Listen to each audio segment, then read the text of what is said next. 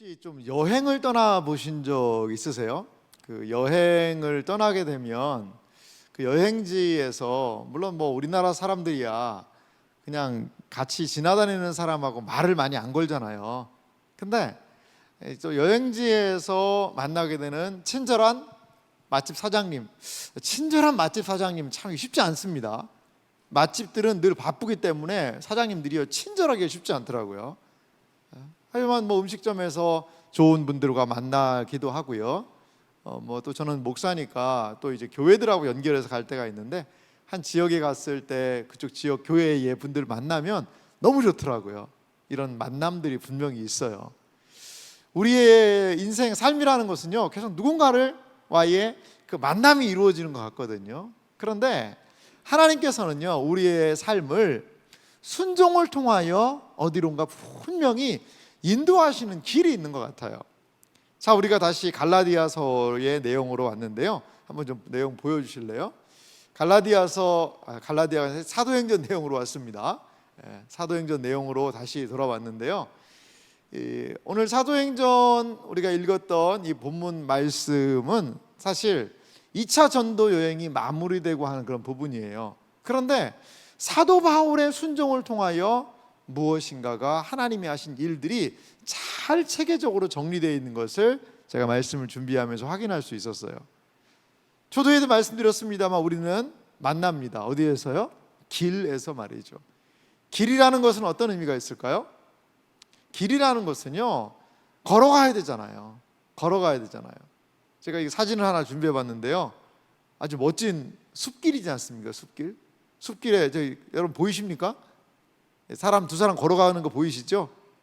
사진이 좀 괜찮나요? 별로예요? 이게 제가 직접 찍은 사진인데 앞에 걸어가시는 분들이 너무 예뻐가지고 멋있어서 제가 한번 이렇게 뒤에서 몰래 찍었습니다. 뭐 도찰 뭐 이런 건 아닙니다. 너무 배경이 멋있어가지고 찍어봤는데요. 그래요. 그 길이 아니었다면, 거기가 아니었다면 만나지 못했을 그런 사람들이 분명히 있는 것 같거든요. 우리의 삶에 말이죠. 우리의 신앙의 여정도 마찬가지인 것 같아요. 그 신앙, 이 교회가 아니었으면, 우리 세한교회가 아니었으면 아이고 저분은 어떻게 만날 수 있었을까? 이런 분들이 계시잖아요. 믿음의 삶이 아니었으면 이런 분을 어떻게 만날 수 있었을까? 제가 단기 선교를 간 적이 있는데요, 그 단기 선교 갔던 멤버들이 다 그 얘기했어요. 우리가 이 단기 선교 아니었으면 어떻게 이렇게 만났을까요? 그리고 이 한 사람이라도 여기에 참석을 안 했더라면 이 선교 힘들었을 거예요. 서로 위로하고 격려하면서 같이 하나님께서 주신 은혜를 경험했던 적이 있습니다. 그렇습니다. 우리는 순종을 통하여서 그 길 안에서 하나님의 뜻을 만나게 되는 것 같아요. 오늘 보면 성경 말씀은 사도행전 18장 마지막 부분은요 사도 바울의 2차 전도 여행을 마무리하는 그런 부분입니다. 한번 지도로 가볼까요? 제가 2차 전도 여행 전체적으로 한번 좀 봤는데요, 2차 전도 여행이 어디서 시작하냐면요, 여러분 안디옥이라는 장소 보이세요? 자, 이 안디옥에서 시작합니다. 안디옥에서부터 우리 성도들이, 우리가 1차 전도 여행 했던 그 성도들이 어떻게 지내나 보자. 그리고서는 출발을 해요. 더베, 루스드라, 드로아. 드로아가 어디라고 그랬죠? 트로이 목마 아시죠, 여러분?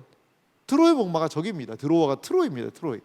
사실은 사도 바울은요 드로아에서 배 타고 저쪽 빌립보 쪽으로 안 건너가고 북쪽으로 해서 아시아, 갈라디아라는 지역인데요, 갈라디아 전체를 좀, 북쪽을 좀 가보고 싶은 생각이 있었던 것 같아요. 하지만 마케도니아 사람 하나가요 저기서 저쪽 지역, 이쪽은 갈라디아고 저쪽은 마케도니아거든요. 마케도니아 사람이 건너와서 우리를 도와주시오, 이 말을 듣고 건너간 곳이 빌립보였습니다. 빌립보에서 감옥에 갇히잖아요. 감옥에. 그래서 주 예수를 믿으라, 그리하면 내 집이 구원을 얻으리라 라는 말씀이 나오기도 하고요. 그래서 이 마케도니아의 첫 성인 빌립보에 이르게 되고요, 거기에서 데살로니가, 베레아, 그리고 아테네, 17장에 아테네도 나왔어요. 아덴이라고 성경은 표현됐습니다. 아덴도 갔다가, 그리고 고린도에 갔다가, 오늘 고린도에서 오늘 읽었던 18절이 출발해가지고 어디로 가느냐? 에베소로 가는 장면이 보이고, 에베소에서 다시 가이사랴로 가고, 가이사랴에서 다시 출발지인 안디옥으로 올라오는 게, 이게 전체 2차 선교 여행의 그런 전체적인 내용입니다. 뭐 이거를 달달달 외울 필요는 없습니다. 하지만 이렇게 사도 바울의 2차 전도 여행은 제가 볼 때, 전체적인 의미를 볼 때 순종의 길이었던 것 같아요. 순종하면서 길을 걸어가다 보니까 사람들을 만나게 되고, 순종하면서 그 길을 걸어가다 보니까 하나님께서 뜻하시는 교회들이 세워지고, 순종하면서 나아가는 그 길에 하나님은 놀라운 은혜의 역사들을 허락해 주시더라는 거죠. 저는 오늘 이 말씀을 통해서 순종의 길에서 일어나게 되는 놀라운 은혜의 역사, 순종하며 그 믿음의 길을 걷는 자들에게 하나님이 허락하시는 세 가지의 은혜를 함께 이 시간 살펴보기 원합니다. 이 말씀은요, 또한 우리에 관한 말씀이기도 해요. 우리가 순종할 때 무엇을 기대할 수 있을까요? 우리가 하나님의 말씀에 순종하며 나아갈 때 하나님께서 우리에게 허락하시는 것은 무엇일지를 이 말씀을 통하여 우리 함께 좀 몇 가지 살펴보기 원합니다. 먼저 순종의 길에서 하나님이 하시는 일이 있죠. 그건 뭘까요? 동역자입니다. 동역자. 이 동역자라는 것은요, 하나님이요, 순종하는 사람들에게, 순종의 길을 걷는 사람들에게 반드시 하시는 일이 있어요. 그건 뭐냐? 사람 붙여주세요. 사람 붙여주세요. 여러분 이거 꼭 기대를 하시기 바랍니다. 그리고 이런 은혜를 좀 누리시기 바랍니다. 자, 오늘 18절 제가 다시 읽어보면요, 바울은 더 여러 날 머물다가, 어디에서요? 이 고린도입니다. 고린도에서 머물다가요, 형제들과 뭐 하고요? 작별을 했습니다. 작별. 형제들과, 고린도 성도들하고 작별을 하고 배를 타고 수리아로 떠날새. 이 수리아는 어디냐면, 다시 한번 앞에 지도 한번 보여주실래요? 수리아 지역은 어디냐면 안디옥 있죠? 안디옥 저쪽이 수리아 지역입니다. 그러니까 고린도에서 떠나서 목표로 어디로 한 거죠? 안디옥. 수리아 쪽이 바로 저쪽이거든요. 지금으로 얘기하면 저게 시리아 쪽입니다. 시리아. 이제 구약 시대는 아람이라고도 얘기했어요. 아람. 그 시리아 그쪽이었거든요. 그래서 이 수리아, 그 안디옥, 첫 번째 출발했던 그 지역으로 가고자 고린도에서 이제 출발을 한 겁니다. 출발을. 자, 다시 한번 그 내용 18절 말씀 다시 가봅시다. 배를 타고 수리아로 떠날새. 수리아로 떠나려고 그랬어요. 브리스길라와 아굴라도 함께 하더라. 바울 혼자가 아니죠. 물론 바울 선교팀 일행이 있죠. 실라가 같이 갔었고요. 그리고요, 디모데가 같이 갔어요. 그래도 누가 또 갔을까요? 누가 또 같이 갔을까요? 누가가 같이 갔을까요? 누가? 그렇죠. 이 사도행전을 기록한 누가가 동행했어요. 누가. 그러니까 우리가라는 표현도 나오거든요.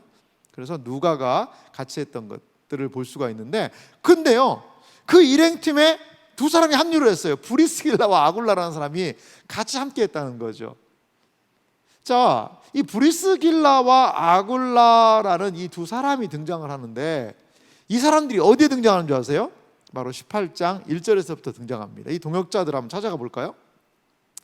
내용 들어가 보겠습니다. 18장 1절에서부터 3절 보면요, 여기에 브리스길라와 아굴라가 나와요. 여기는 이제 아굴라가 사실 남자 이름입니다. 아굴라. 그리고 브리스길라, 그리고 브리스가 이렇게도 표현하는데, 이분은 여성분이에요. 자, 18장 1절 봅시다. 그 후에 바울이 아테네에서 떠나서 17장 이야기죠. 고린도에 이르러 고린도 지역으로 딱 갔어요. 그러니까 아굴라라 하는 본도에서 난 유대인 한 사람을 만나니, 본도라는 곳에서 태어난 유대인 아굴라라는 사람을 만났어요. 근데 글라우디오, 이건 로마의 황제거든요. 모든 유대인을 명하여 로마에서 떠나라. 이때가 한 50여 년 그때라고 그래요. 떠나라. 한국어로 그가 그의 아내 브리스길라와 함께 이달리아는 로마가 있는 곳이잖아요. 부터 새로 고린도로 온 거죠. 그래서 3절 보니까요, 3절 말씀을 같이 한번 읽어볼까요? 함께 같이 읽어보겠습니다. 3절 같이 읽을게요. 생업이 같으므로 함께 살며 일을 하니 그 생업은 천막을 만드는 것이더라. 아멘. 이 브리스길라와 아굴라와 브리스길라 부부와 사도 바울이 생업이 같다는 거죠. 뭐죠? 천막을 만드는 사람이었다는 거예요. 천막을. 그래서 이 천막을 만드는 같은 일을, 생업을 같이 하는 이 브리스길라와 아굴라와 브리스길라가 사도 바울과 고린도에서 같이 있었던 거죠. 같이. 그런데 오늘 고린도를 떠나는 그 시점에 이들은 브리스길라와 아굴라가 사도 바울 일행과 함께 그 고린도를 떠났던 거죠. 여러분, 이것은 무엇을 상징할까요? 이 브리스길라와 아굴라에게 하나님의 복음의 은혜가 임했고요. 이제 뭐가 된 거예요? 이들도 같이 이 바울의 선교 사역에 동참하게 된 거죠. 동참하게. 브리스길라와 아굴라 어떤 사람입니까? 그들은 나를 위해서 사도 바울이 그렇게도 추억을 해요. 목이라도 내줬을 것이다. 목이라도. 그렇게 열정적으로 사도 바울의 동역자가 되어줬어요. 사랑하는 성도 여러분, 순종의 길에 하나님은 누구를 보내주실까요? 분명히 하나님의 뜻이 함께하는 순종의 길에 하나님은 동역자를 보내주신다는 것을 여러분 믿으시기 바랍니다. 그래요. 여러분 기대하셔야 돼요. 내가 하나님을 일을 할 때 하나님은 결코 나를 혼자 내버려 두지 않으세요. 결코 혼자가 아니에요. 나 혼자 뚝 떨어져 있다. 아니요, 결코 그러지 않습니다. 하나님께서 우리에게 분명히 좋은 믿음의 동역자를 허락해 주셔서 그 모든 상황을 함께 할 수 있다는 거죠. 엘리야가 보면은요, 성경 말씀 엘리야가 상당히 힘들었던 것 같아요. 바알과 아세라를 섬기고 하는 사람들 막 물리치고 비가 내리게 하고 하나님의 놀라운 역사를 일으켰어요. 그런데 이세벨이요, 엘리야 죽이겠다고 이야기를 했어요. 그러니까 도망갔거든요, 엘리야가. 그래서 로뎀나무 그늘 아래에서 하나님, 그냥 죽고 싶습니다. 이렇게 얘기를 해요. 그런데 하나님이 그에게 보여주셨던 말씀은 뭐죠? 나중에 인도하셔서 바알에게 무릎 꿇지 않은 사람 몇 명이요? 7명? 70명? 아니에요. 7,000명을 남겨놨다. 7,000명의 사람을 아직 남겨놨다. 엘리야는 혼자인 줄 알았거든요. 나 혼자, 나밖에 안 남았습니다. 계속 그 얘기가 해요. 근데 하나님께서는 엘리야야, 너 혼자가 아니고 바알에게 무릎 꿇지 아니한 7,000명의 사람이 있다. 이렇게 이야기해 주시는 거죠. 사랑하는 이 자리에 계신 여러분, 마귀가 주는 생각 중에 하나가 뭐냐? 나 혼자라는 거예요. 고립감, 소외감. 이것은요, 마귀가 주는 생각이에요. 아무도 나를 몰라줘. 나 혼자밖에. 늘 나는 혼자 고독해, 외로워, 아무것도 아닐 거야. 순종해도 나는 늘 힘들 거야. 아니요, 그렇지 않습니다. 하나님께서 우리에게 분명히 믿음의 길을 순종하며 갈 때 동역자들을 붙여주신다는 것을 여러분 꼭 기억하시기 바라요. 그래서 이 믿음의 길을 함께 가도록. 여러분, 근데 왜 하나님이 동역자 붙여주실까요? 한번 좀 생각해 보신 적 있으세요? 왜 하나님은 믿음의 길을 순종하는 사람들에게 동역자 붙여주실까요? 그 이유가 뭘까요? 나 기분 좋으라고? 아니에요. 하나님의 뜻은 뭐냐? 합력하여서 선을 이루라는 거예요. 하나님의 뜻이 더욱더 흐트러지지 않게 왕성하게 일어나도록 하나님은 원하시는 거예요. 여러분, 하나님이요, 우리한테 하나님의 뜻 딱 사명 맡겨주고 어디 너 잘하나 보자, 내가 그럴 줄 알았다, 너 그거밖에 안 돼, 그런 하나님 아니세요. 그 일이 되게 하시는 하나님이세요. 어떻게 해요? 사람 필요하면 사람 붙여주시고요, 돈 필요하면 돈 보내주시고요, 지혜가 필요하면 지혜를 주시고요, 능력이 부족하면 능력 주셔서 순종하며 하나님을 걷는 사람들이 그 하나님의 온전하신 뜻을 성취하며 이룰 수 있도록, 할렐루야, 이렇게 하시는 하나님을 여러분 기대하시기 바랍니다. 그거에 저는 최우선이 좋은 동역자들이라고 봐요. 동역자들. 믿음의 길 외로운 길 아니에요. 이렇게 하나님께서 붙여주시는 옆에 있는 동역자들을 귀히 여기고 이 믿음의 길을 감당할 수 있는 우리 모두가 되기를 간절히 소망합니다. 제가 이런 거 잘은 안 하는데 오늘 또 하고 싶네요.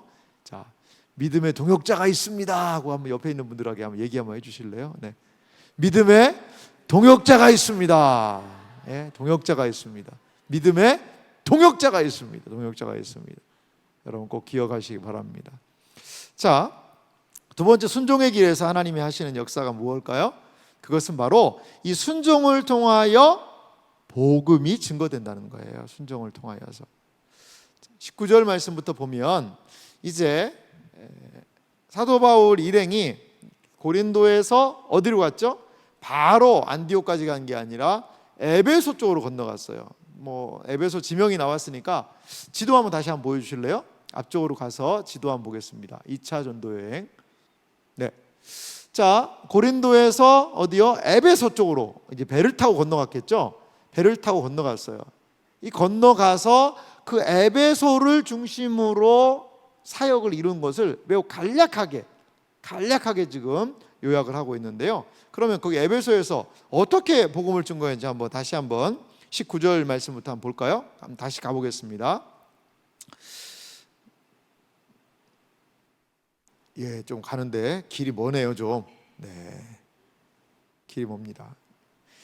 에베소에 와서 19절에 그들을 거기 머물게 하고, 그들은 누구냐면 아마 브리스길라와 아굴라가 이 에베소에서 머문 것 같아요. 머물게 하고 자기는, 사도 바울은 어디요?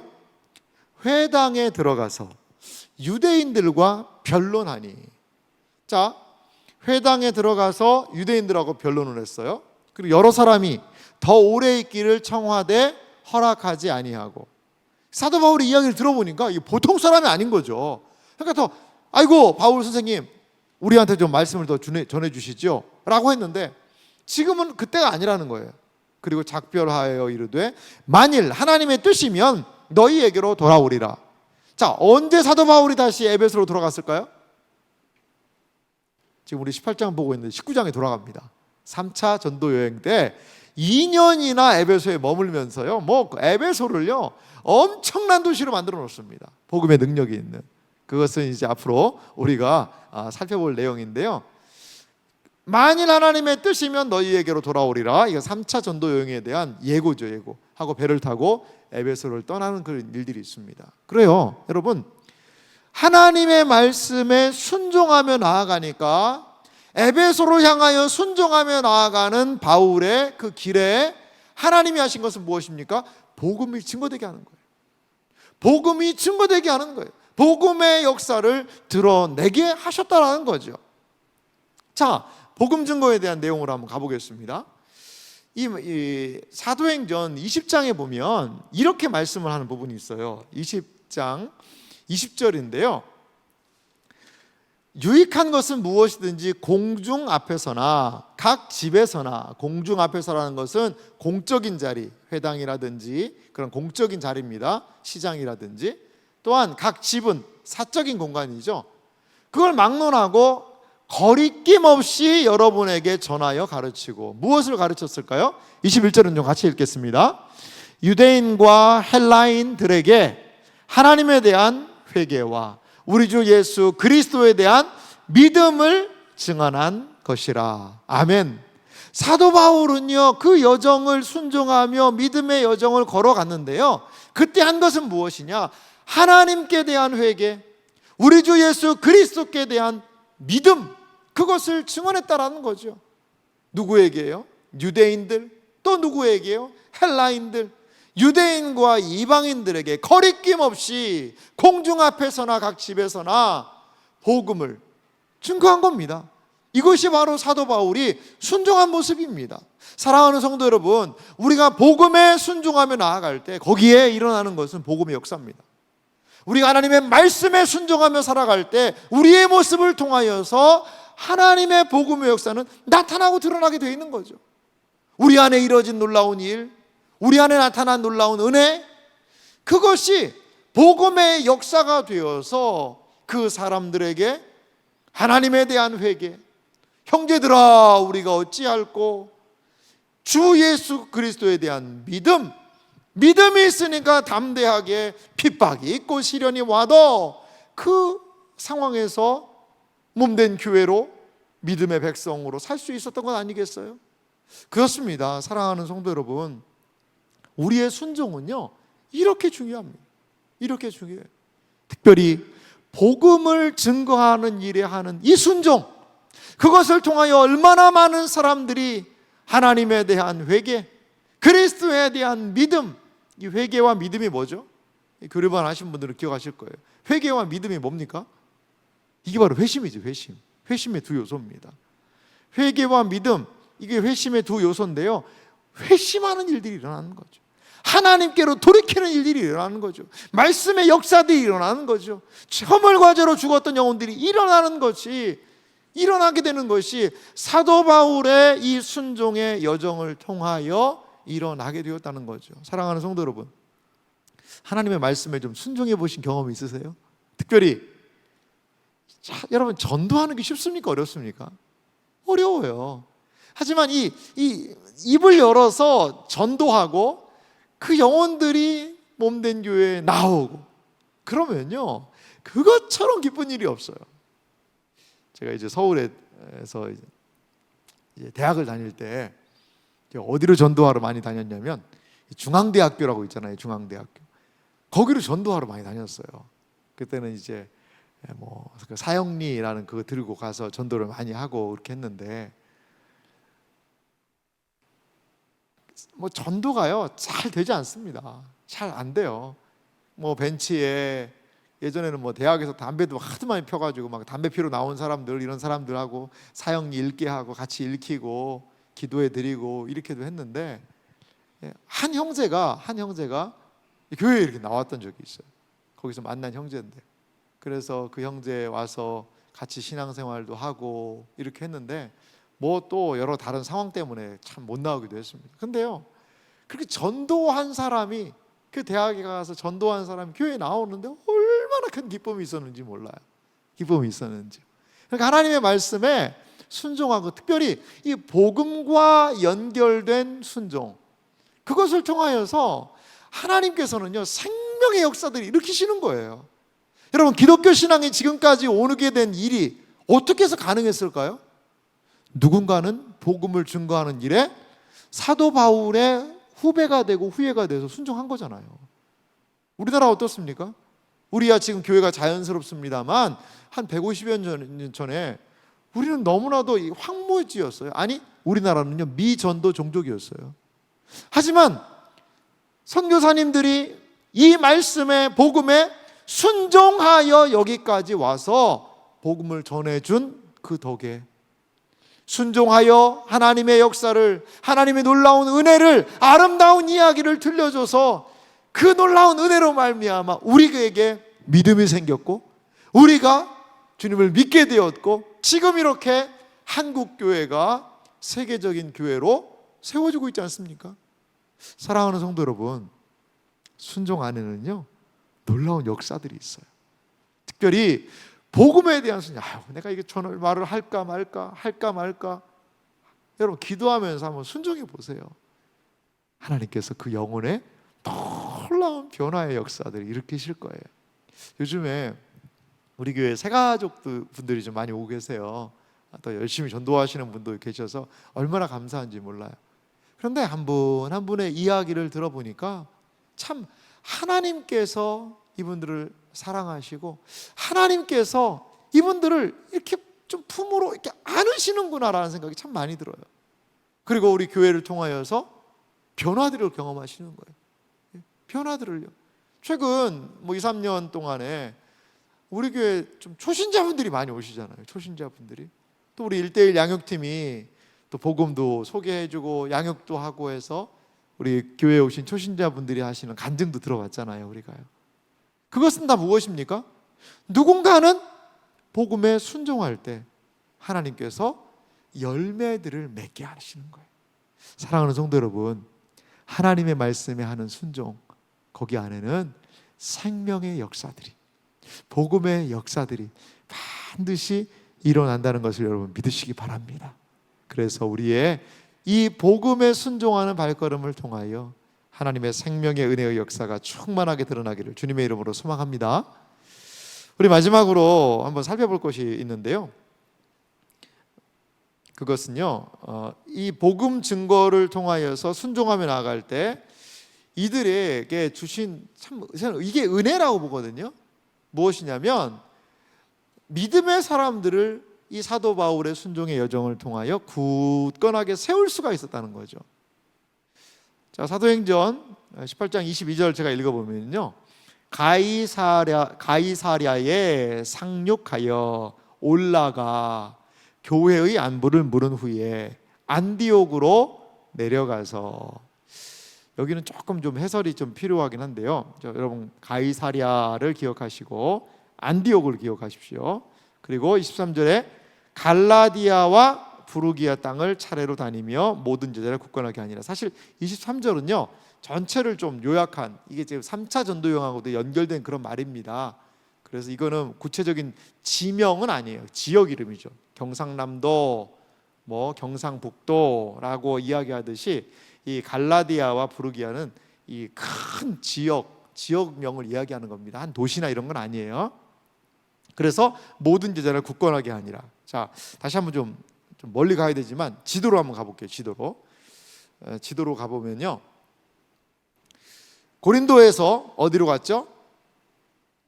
에베소로 왔습니다. 에베소 배 타고 에베소에서 다시 배를 타고요, 가이사랴라는 이 지역까지 왔어요. 가이사랴에서 오늘 이 22절 말씀에 보면 교회에 들렸다라는 표현을 하거든요. 교회. 근데 이 교회는 어디냐?